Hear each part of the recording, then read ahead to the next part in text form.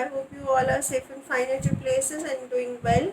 So this is your SST class students, and what we were doing chapter number 17, that is transport. So we were studying about transport के बारे में पढ़ रहे थे हम. So transport में अब तक हम क्या पढ़ चुके हैं? I have like made a list of things. I have just penned down the things over there. मैंने यहाँ पे लिखी हैं जो अब तक हम पढ़ चुके हैं. तो first of all history of transport हम पढ़ चुके हैं कि हिस्ट्री ऑफ ट्रांसपोर्ट में कि ट्रांसपोर्ट की हिस्ट्री क्या थी, कहाँ से शुरू हुआ था. Like earlier man were use to move from one place to another by walking. So after that जैसे जैसे इन्वेंशन होती गई, so invention of wheel took place, invention of car took place, steam engine took place. So all the things were slowly and gradually come into know. So that was history. After that, why do we need transport? हमें transport की ज़रूरत क्यों पड़ती है? So we need transport to move from one place to another.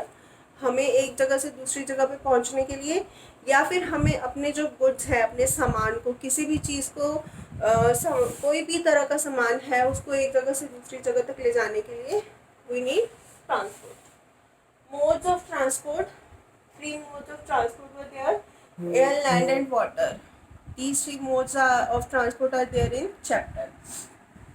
After that, land transport. Land transport में we have studied about railways and roadways. So railways and roadways में हमने difference भी किया था कि what is difference between railways and roadways, and another thing advantages and disadvantages भी हमने किए थे.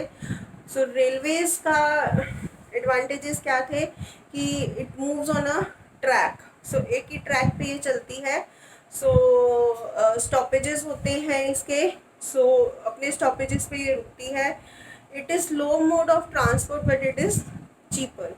एंड कोई जैम, ट्रैफिक जैम या रोड कंजेशन इस तरह का कुछ नहीं होता. सो that is easy to go. So after that in roadways we have studied about in roadways के advantages में हमने पढ़ा था कि fastest mode of transport than railways, and उसके बाद हमने इसके disadvantages तो पढ़े थे. ट्रैफिक कंजेशन सबसे बड़े disadvantages थे इसकी. advantages में हमने और पढ़ा था इसके कि हम कहीं पे भी जा सकते हैं. it is not like following a track. और another thing advantage is that कि we can keep record of it कि where it is going, but in railways we can't keep a track of it, we can't keep a record of it. So after that we have studied about water transport के बारे में हमने पढ़ा कि water transport क्या होता है. History के बारे में पढ़ा कि सबसे पहले राफ्ट वर देयर. राफ्ट क्या होते थे? I told you that a hollow wood जिनको आपस में वायर्स के साथ कनेक्ट करके एक बोट काइंड ऑफ बनाया जाता था जिसके ऊपर people use to move, but it is not able to carry too much of load because it is like made up of wood, and so it is only able to carry a light weight. So उसके बाद steam boats I, and steam boats के साथ larger boats जो आई जिनको हमने ships कहा. उसके बाद डीजल पे चलने वाली boats. So this was the invention in the time period of boat. So ये चीज़ें हम ऑलरेडी पढ़ चुके हैं. And now we will be doing air transport. हम एयर ट्रांसपोर्ट के बारे में पढ़ेंगे. सो स्टूडेंट्स, सबसे पहले air transport. So that is the expensive mode of transport. The disadvantages, it is the expensive means of transport than these two. It is the expensive means of transport than these two modes of transport.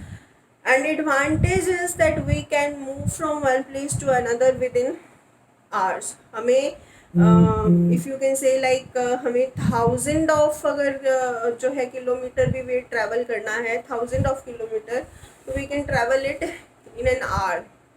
So this is the advantage of it, and the disadvantage is it is expensive means of transport. So इतना हम air transport के बारे में पढ़ चुके हैं. Now we will study about the history की. Air transport की हिस्ट्री कहाँ से शुरू हुई थी, where it has started from. So as I said, we will study about air transport. So air transport की हिस्ट्री कहाँ से शुरू होती है? The history of air transport started with the White brothers. So White brothers से शुरू होती है. They invented the first airplane. The name they given it was Flyer. तो वाइट ब्रदर्स ने सबसे पहला जो था एयरप्लेन इन्वेंट किया था और उन्होंने इसका नाम क्या दिया था? They have given it the name flyer. And जो फ्लायर था it was there in air. It stays in air for 12 seconds के लिए एयर में ये रहा था and travel the distance of 230 metres. That is too small. And earlier जो पुराने टाइम के जो एयरप्लेन होते थे they were too heavy. So heavy होने की वजह से they could not able to take too much of passengers. ये बहुत सारे पैसेंजर्स को कैरी नहीं कर सकते थे. सो small quantity of passengers can be travel on that. And as I told you about your flyer, that as like it was there in air for 12 seconds. So heavy होने की वजह से ज़्यादा देर तक एयर के अंदर ट्रैवल भी नहीं कर पाते थे. कम टाइम के लिए ट्रैवल करते थे and they could not able to take large quantity of passengers. So जैसे जैसे एयरप्लेन की इन्वेंशन में जो था आगे बढ़ी. So it is able to carry large amount of passengers. तो क्या हुआ कि धीरे धीरे लार्ज अमाउंट ऑफ पैसेंजर जो थे इसके अंदर आने लगे. So it is able to carry large amount of passengers. So इसमें one invention was there that is Airbus 380A. उसका नाम क्या था? The name was Airbus 380A. Airbus 380A. So it was a airplane. ये airplane था जो maximum 800 people को carry कर सकता था. 800 पीपल को. This airplane can carry 800 people and it can be there like it can fly up to 10 kilometre. 10 kilometre की height तक फ्लाई कर सकता था. And it can travel 1000 kilometre in an hour. 1000 kilometre जो था ये 1 आवर में ट्रैवल कर सकता था. तो धीरे धीरे जैसे जैसे इन्वेंशन जो थी बढ़ती गई. So these kind of airplane was there in the invention. After that because now the airplane can carry like 10 kilometre की हाइट तक जो थे ट्रैवल कर सकते थे. सो इससे हम अंदाज़ा लगा सकते हैं कि it can fly up to mountains, oceans, hills. Mountains, oceans, hill, desert, forest. So इन सबको जो ऊपर से ट्रैवल क्रॉस कर सकते थे. ये इतनी ग्रेट स्पीड के ऊपर ये ट्रैवल कर सकते थे. So therefore it is expensive. Expensive means of transport है बाकी दोनों की comparatively. Like comparatively to if we are talking about land transport and if we are talking about a water transport, air transport expensive है. क्यों expensive है? The reason behind because it uses high quality of fuel. Normal fuel इसमें use नहीं होता. It uses high quality of fuel and इसके लिए जो maintenance चाहिए होती है एयरप्लेन्स की, एरोप्लेन्स की maintenance जो चाहिए होती है, कोई पार्ट ख़राब हो गया या कोई पार्ट रिप्लेस करना है या किसी को रिपेयर करना है. सो उसके लिए क्या है? पैसे बहुत चाहिए. It is very expensive. इसकी maintenance is very expensive. And the third thing because as it is like larger, it is carrying 800 passengers और more than 800 passengers at a time. So बहुत बड़े बड़े एयरप्लेन्स होते हैं. सो उनको जो है लैंड करने के लिए भी बहुत बड़ी जगह चाहिए.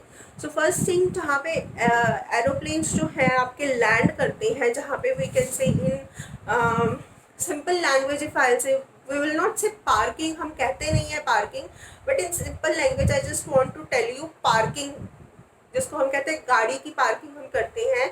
इन सेम लैंग्वेज हम कहते हैं एयरप्लेन को हम लैंड कराते हैं. सो जहाँ पे हम एयरप्लेन को लैंड कराते हैं जिस एरिया में, उसको हम क्या बोलते हैं? That is known as aerodromes. So where the airplane lands, that area is called as aerodrome. AERODROMS. So that area is called as एरोड्रॉम्स. हम उस एरिया को क्या बोलते हैं? एरोड्रॉम्स. सो पार्किंग के लिए बहुत बड़ा एरिया चाहिए, एरोड्रॉम्स. सो वो क्या है? All things are very expensive. और इन एरोप्लेन्स की जो मैन्युफैक्चरिंग होती है, even that is very expensive. So manufacturing इसकी एक्सपेंसिव है. where we are lending the aeroplanes, that area, that is also very expensive. And repairing and उसके जो parts को exchange करना, that is also very expensive. Like maintenance is very expensive. So क्या है? This is very expensive means of transport just because of these things. क्योंकि इसको संभाल के रखने के लिए बहुत बहुत मेहनत चाहिए, बहुत एक्सपेंसिव होते हैं इसके. सो that is why it is expensive.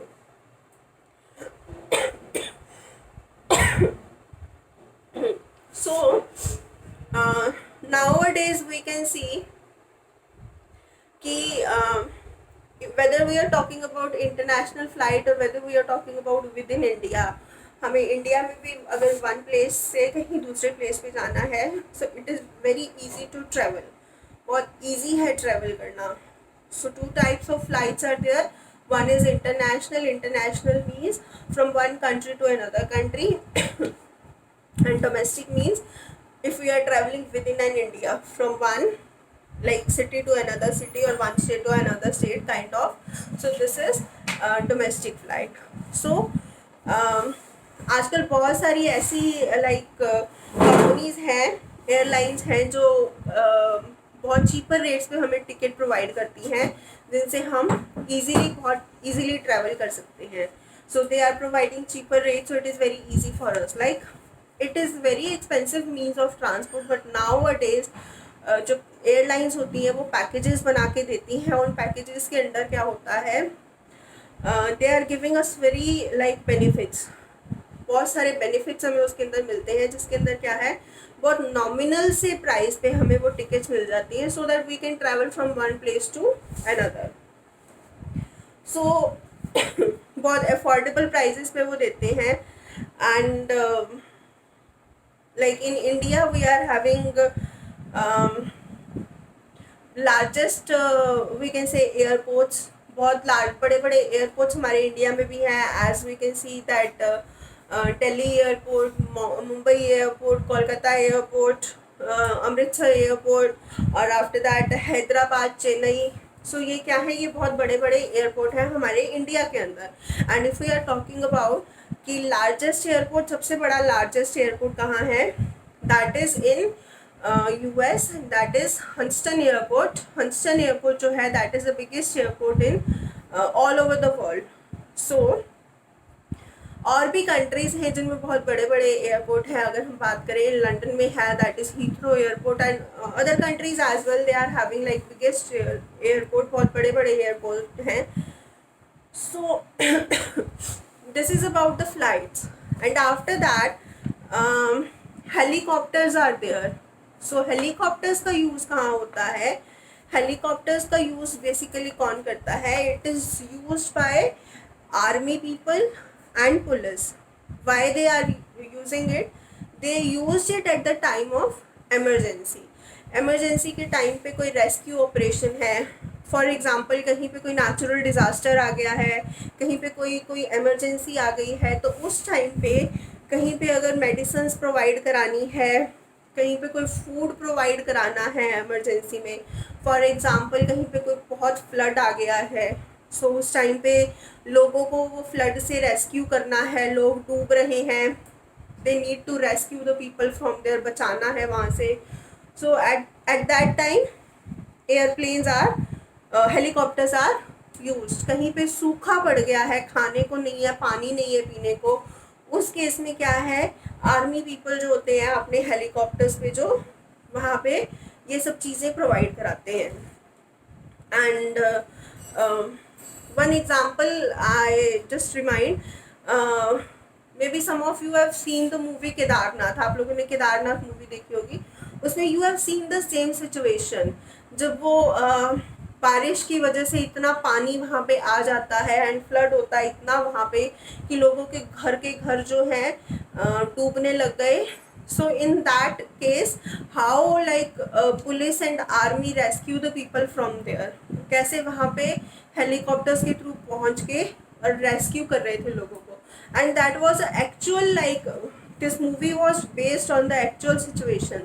सो ऐसे टाइम पे जहाँ पे कोई नेचुरल डिज़ास्टर होता है लाइक सूखा पड़ जाना, बारिश आ जाना, तूफान आ जाना, बाढ़ आ जाना, फ्लड आ जाना, सो अर्थक्वेक आ जाना जब घर के घर गिर जाते हैं, तो ऐसी जगह पे लोगों को रेस्क्यू करते हैं, लोगों को बचाते हैं जाके हेलीकॉप्टर्स के थ्रू, वहाँ से बचा के लोगों को एक सेफ एरिया पे पहुँचाते हैं, या फिर वहीं पे कोई कैंप बेस बना के लोगों को वहाँ पे फूड प्रोवाइड किया जाता है, पानी प्रोवाइड किया जाता है, शेल्टर प्रोवाइड किया जाता है, so that they can be there for some days. And this is how they rescue the people. So students, this is all about the chapter transport which we have done. हमने ये chapter we have finished with the chapter. After that tomorrow we will be doing question answers. Tomorrow हम question answers discuss करेंगे. Like if any problem is there, कहीं पे कोई problem होगी, so question answers के during भी it will be discussed. And book work also we will discuss. Worksheet I will send it to you of this chapter. But again, one thing I want to tell you, read this chapter thoroughly, and if you feel any kind of problem during reading, you are not able to understand anything, you can call me, you can message me and ask me that you are not able to understand this thing. I will make you clear the things. But first of all, before that you need to read the chapter. आपको read करना पड़ेगा. read that chapter. And if any term is there, कोई ऐसा term भी है, कोई ऐसा word भी है जिसका मतलब आपको नहीं समझ में आ रहा, वैसे तो you are having the dictionaries, Google is there to help you, but still if you are not able to like get it, you can ask me. I am there to help you always. So students, we will meet tomorrow with the question answers of this chapter. Bye students.